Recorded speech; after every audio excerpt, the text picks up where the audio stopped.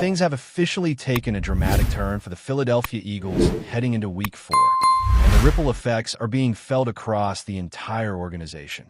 What looked like a straightforward matchup against the Tampa Bay Buccaneers just got a whole lot more complicated, or, depending on how you look at it, maybe even a little easier. But one thing's for sure. This week has been absolutely loaded with news that's shaking up everything from the depth chart to game day strategies. First up, we got to talk about the Bucs offense taking a serious hit.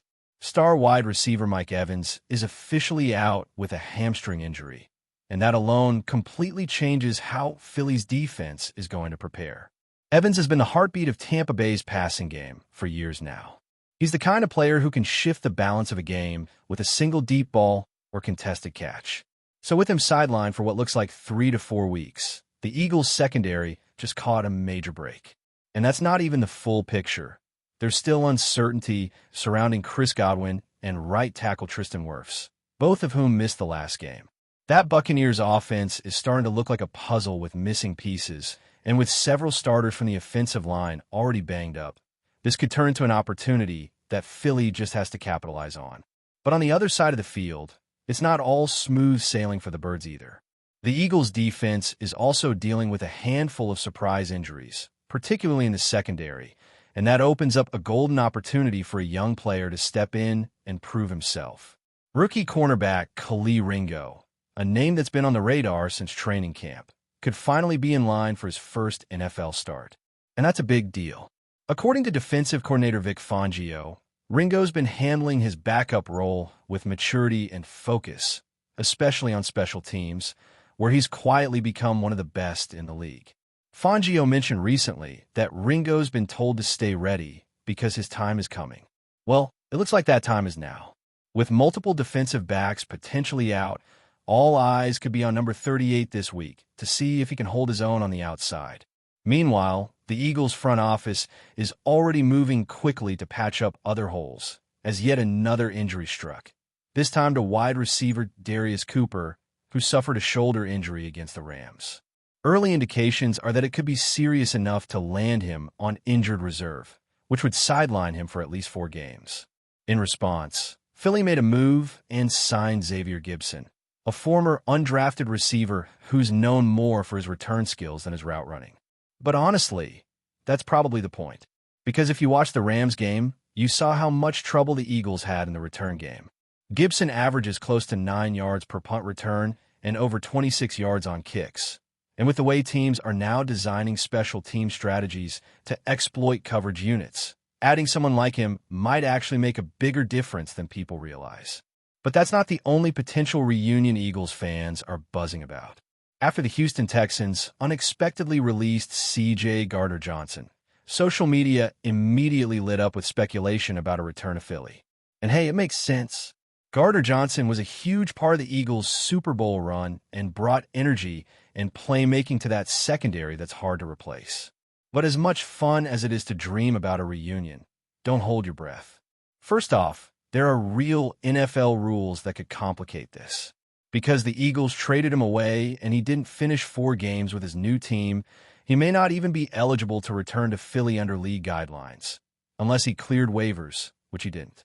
And even if it is technically possible, there are deeper reasons to believe it's just not going to happen. Word is, part of the reason the Eagles moved on from him in the first place had more to do with off-field issues than anything happening on Sundays. And guess what? The Texans apparently released him for very similar reasons. So as much as fans love the idea, it doesn't look like a realistic option right now. And now, let's pivot to someone who is actually stepping up in the spotlight, Jordan Davis. I mean, if you watched that wild win over the Rams and you weren't impressed by what Davis did, I don't know what to tell you. That man is becoming an absolute wrecking ball on the defensive line.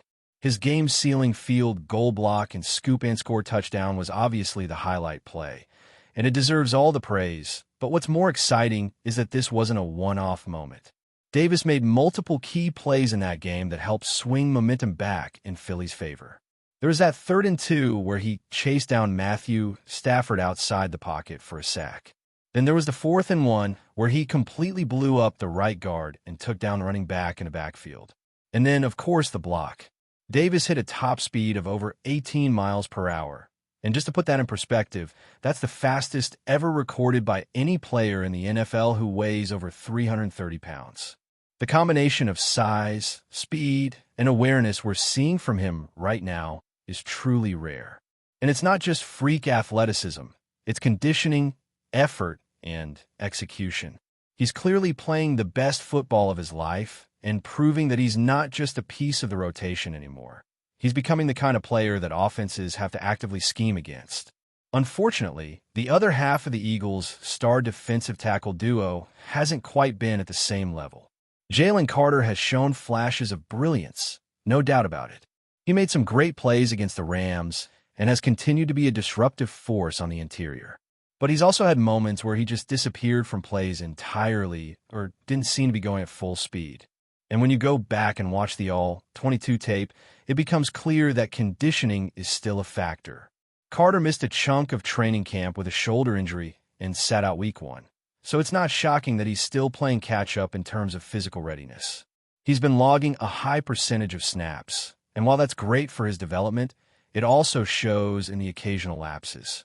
Head coach Nick Sirianni addressed this recently, saying that Carter's been working hard to get into peak shape and that the more he plays, the better he'll feel. So it's not a red flag yet, but it's definitely something to monitor. And Carter's not the only one feeling the grind. Left guard Landon Dickerson is clearly not 100%. He's only about 6 weeks removed from knee surgery to repair a damaged meniscus, and the results on the field haven't been pretty. His grades across the board have plummeted, and his pass protection, in particular, has been rough. The guy has already allowed 9 pressures, which puts him near the bottom of the league for guards. You have to wonder if it might actually be better to let him rest and recover fully instead of pushing through. But knowing the way Dickerson plays and how tough he is, that's probably not going to happen. The hope now is just that time and treatment will help him bounce back without making things worse in the meantime. On a more positive note, it looks like right tackle Lane Johnson will be back soon, maybe even this week against the Bucs. After suffering what was described as a neck stinger, Johnson posted on social media that he's good to go, and that's massive. The Bucs have long been a thorn in the Eagles' side, and Todd Bowles is one of the best in the league at designing pressure packages. Having Johnson back to protect Jalen Hurts' right side could be the key to slowing down that Tampa Bay pass rush and giving the offense a fighting chance to start fast, something they've really struggled with. And speaking of the offense, the conversations around Jalen Hurts and the play calling have been heating up in a big way.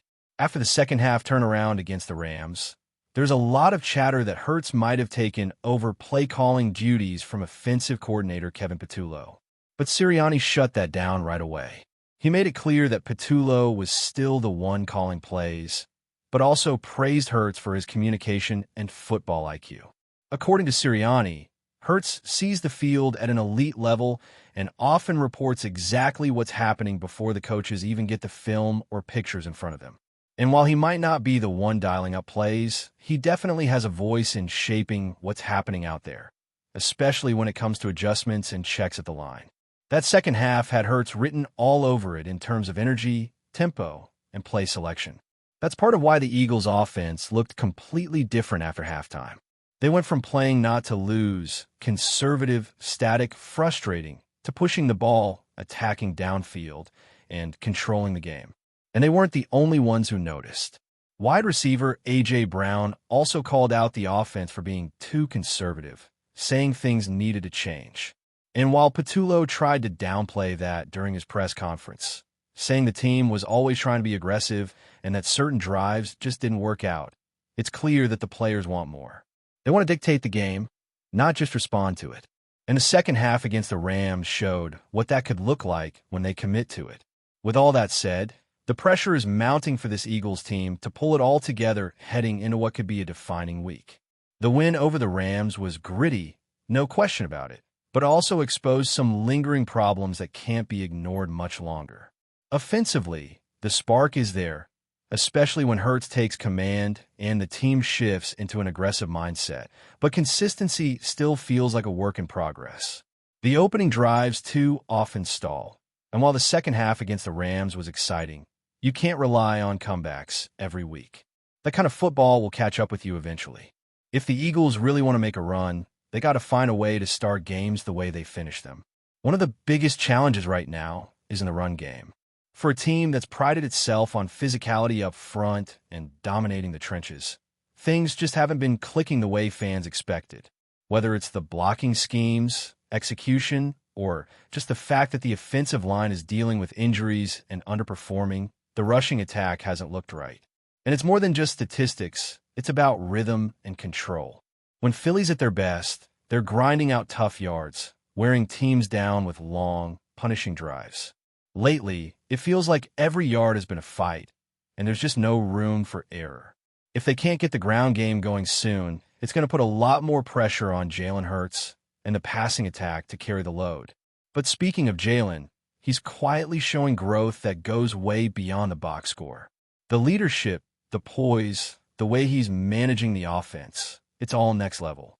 And even if the numbers haven't been explosive through the first few weeks, you can see how much more responsibility he's taking on.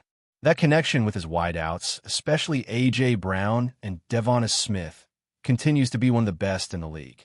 When those guys get going, it completely changes the complexion of the game. And it's not just the deep shots or flashy plays. It's the way Hurts keeps drives alive, his decision-making on key downs, and the trust he's building with his offense. All of that matters just as much, if not more, than throwing for 400 yards every week. Defensively, the pieces are there for greatness, but staying healthy is going to be everything. Losing key guys in the secondary ahead of this Bucs game could really test the depth, and it's going to put younger players like Ringo in positions they haven't been in before. That's the reality of an NFL season. At some point, you're going to need contributions from players who weren't part of the initial plan. If Ringo can come in and hold his own, it could not only help stabilize the defense short-term, but also give the Eagles a better sense of what they have in him long-term. It's a pressure moment, no doubt, but it's also a huge opportunity for a rookie who's been waiting for his shot. Up front, the defensive line continues to be the heart of this unit. Between Jordan Davis, Jalen Carter, Fletcher Cox, and the edge guys like Haason Reddick and Josh Sweat, this front is as deep and disruptive as any in the league. Even with Carter still finding his groove and Cox not being the same every-down force he once was, the rotation is doing its job. They're controlling the line of scrimmage, creating havoc in the backfield, and forcing offenses to rush throws or abandon the run entirely. But again, depth will be tested here too if injuries continue to pile up. That's why conditioning and rotations are going to be key as the season grinds on. It's a long year, and keeping guys fresh will make all the difference come December and January.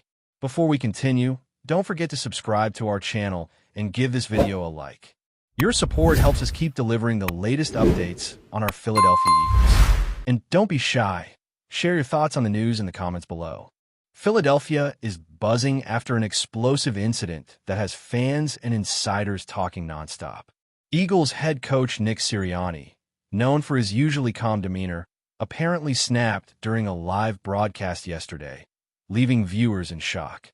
In what has already been described as one of the most dramatic moments in recent NFL media history, Sirianni didn't hold back, and he may have just set off a chain reaction in Philadelphia's locker room. Sources say the coach's outburst centered on a specific player whose performance has been under scrutiny for weeks. While Sirianni didn't mention the player by name on air, the intensity of his remarks left little room for doubt. He wants this player off the team. Eyewitnesses describe Sirianni's tone as furious, almost pleading, as if he had reached a breaking point that could no longer be contained.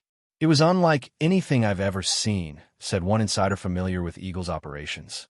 You could tell it was personal. He's frustrated, and he wants change immediately. The clip, which has already gone viral on social media, shows Sirianni gesturing wildly, his voice rising as he addressed both the camera and his team.